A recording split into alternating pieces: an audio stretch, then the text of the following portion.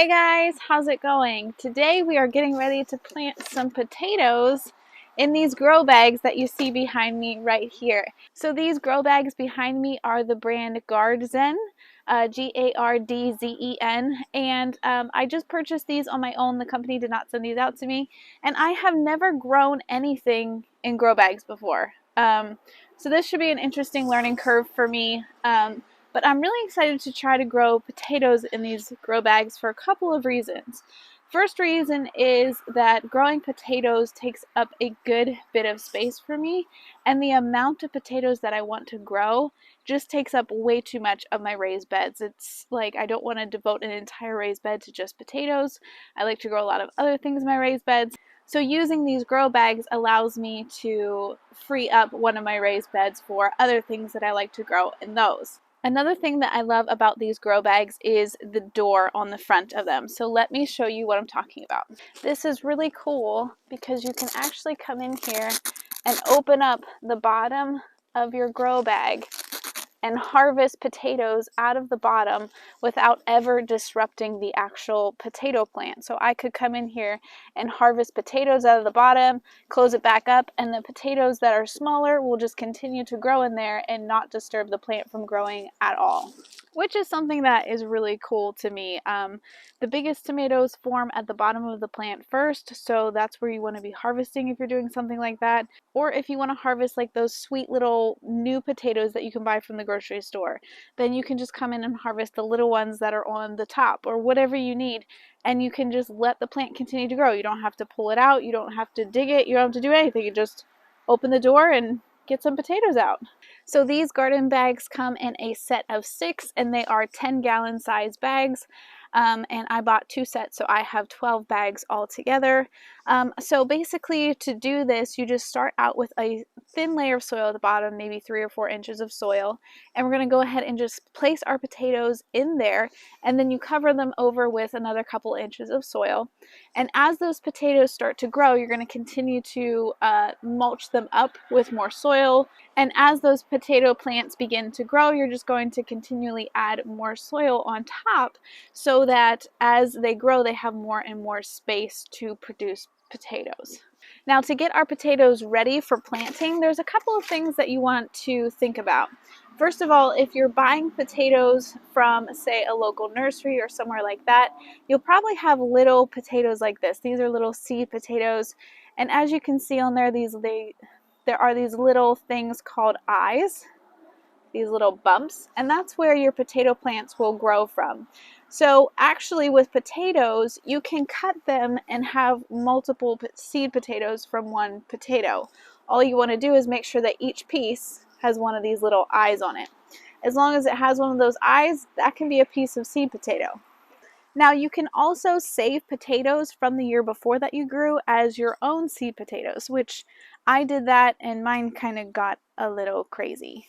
So this crate right here is my seed potatoes from last year, and as you can see, they've sprouted a little bit. So they are pretty crazy in there, but we can still use these. This is still fine. We can still use these. Most of the time yours probably won't look like this, but if they do, it's okay. So most of the time you're probably going to be dealing with something that looks similar to this and not that crazy crate of potatoes that I have sitting beside me. And you can go ahead and just plant this as is. You don't need to cut it or separate it at all. You could literally just throw this in the ground and this will produce potatoes for you. But if you wanted to take, say you only had a small amount of seed potatoes and you wanted to plant a lot of potatoes, you could cut this down into several different seeds. So I want to take a minute and just show you what that looks like. If you do cut your potatoes, you're going to have to let them heal over for a couple days. So what that means is when you cut your potatoes, you're opening like a fresh wound on a potato. And that fresh potato that you just opened up to the air needs a few days to get a skin on it and heal over before you plant it. Otherwise, your potato seed can rot and things like that. Sometimes I've heard of people putting their potato seed in the ground when it's cut, freshly cut, and just not watering for a couple days. That can work too, as long as you know that there's no rain coming or that sort of thing. I don't 100% recommend that because there could still be something that goes wrong where your potato seed does rot, but that is an option. Okay, so to cut this potato, if you wanted to, you can see there's several different spots on here that could be considered eyes to the potato. There's one there. There's a bunch of these little bumps, but they don't look real good. They kind of look dried up and yucky. You really want to look for ones that are a little bit more swollen and happy. So once you find some of those, you just simply want to cut in between them. So I'm just going to cut right along there. That gives us one eye right here, a nice healthy eye on that piece, and that's one piece. And then we have two good eyes right here. I think I'm going to cut right down the middle there. So there we have at least one good eye there, potentially another one here. And we have one good eye on this piece right here. So there you just got 3 seed potatoes out of 1 potato. Now, something like my crazy potatoes that I have in my crate over there, you can tell that it's pretty much the ones that are strongest that really survived.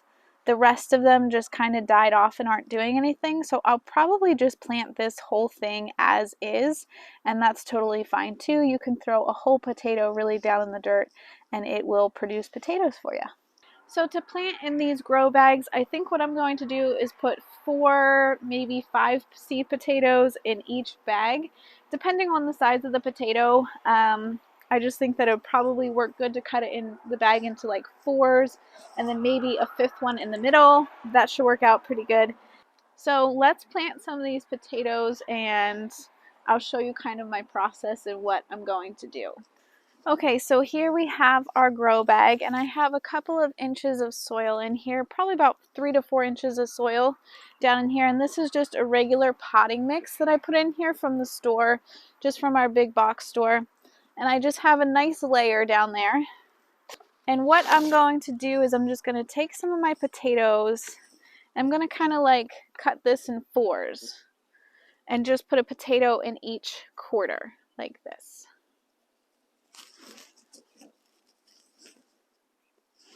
Okay, and then I think we can probably get away with putting a potato in the middle too. So there's 5 potatoes in that bag, and then we simply just need to cover these with a couple inches of soil.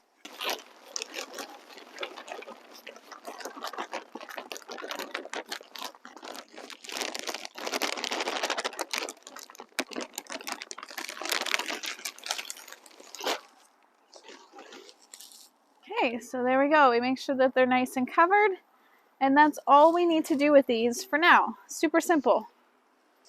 Now, as long as you're using whole potatoes, or you allowed your potatoes that you cut to heal over, you can go ahead and water these in a little bit today.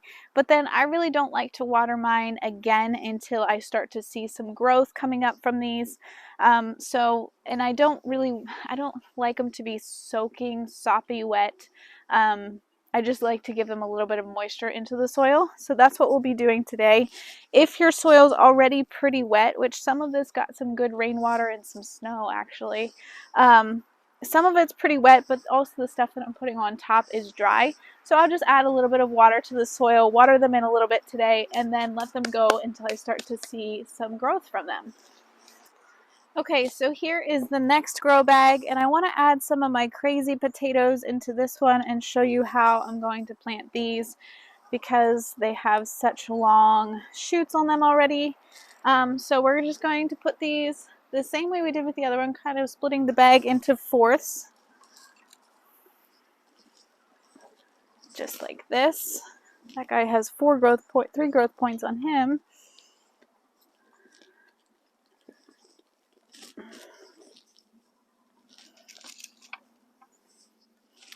And then one guy in the middle here.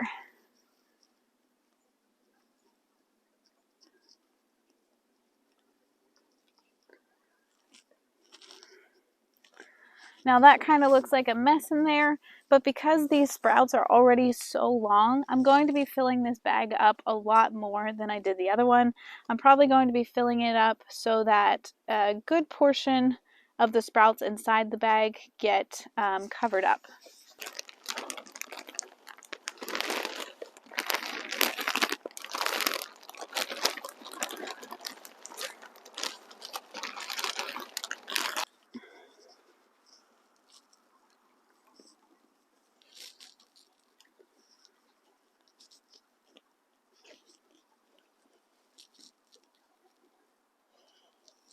There, so I just spread the sprout outs a little bit.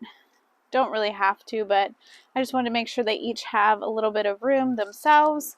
And as you can see, there's still sprouts sticking out of this bag a good ways. And these might get a little damaged because these have been in my basement the whole time and they're not used to the sun. But either way, it should be okay. The stuff that's under the soil will be protected. So whether these get damaged or not, I don't think will be that big of an issue. We'll just have to wait and see. But that's how we filled this one. We'll wait until we start to see some more leaves and things like that out of these to add more soil. And we can fill these bags up to about 1 inch or so from the top. And the reason I'm going to leave about 1 inch or so is because I want to be able to water these and not have water run over the edges. Now the type of potatoes that I am growing today are all russet potatoes, but it's pretty much the same no matter what kind of potato you're planting. It's the same process. Let me know in the comment section below if you guys have ever grown potatoes in something like this, one of these grow bags, or in a 5-gallon bucket. I know that's really popular. Growing them in like these stacks of hay. I've seen that too. That's really cool. Let me know if you guys have tried growing potatoes in any of those things. I've really only grown them straight in the ground or in my raised beds. So I'm excited to try this. I think this is going to be really fun. Really easy to harvest as well. And I'm excited to have sort of like a designated space for them that's not taking up my raised beds. If you guys are interested in purchasing these grow bags, I will put a link in the description below for you, so make sure you check that out. Well, that's going to be it for this video, guys. I hope it was helpful. If you guys have any questions, be sure to put them in the comment section below, and we'll see you in the next one.